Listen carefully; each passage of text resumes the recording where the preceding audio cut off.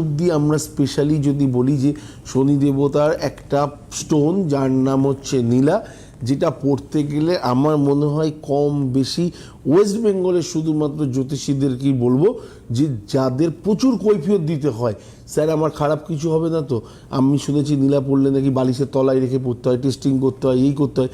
তার মধ্যে যারা নীলা সম্বন্ধে কেউ জানেন না তারা বলে হ্যাঁ আপনি এগুলো করে নিয়ে তারপরে পড়বেন।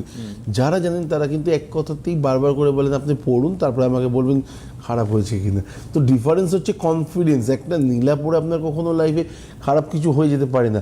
আমি খুব মানে কি বলবো, জ্ঞানও তো বলছি একটা কথা যে আজ অবধি এমন একজন ব্যক্তিকে দেখান যে নীলা পড়ে মারা গেছেন। কারণ শাস্ত্রীয় অনুযায়ী শনি দেবতা কখনো কারোর প্রাণ নেওয়ার জন্য দায়ী না। বিনা কারণে শনি দেবতাকে ভয়ের কারণ করে দেওয়া, তাকে রেসপেক্ট করুন। বাড়িতে বাবা, আমাদের ফ্যামিলিতে বাবাকে দেখেছি বাবা খুব মজা করে কথা বলতে, আবার বাবার সাথে তর্ক করলে বাবা খুব রেগে যান।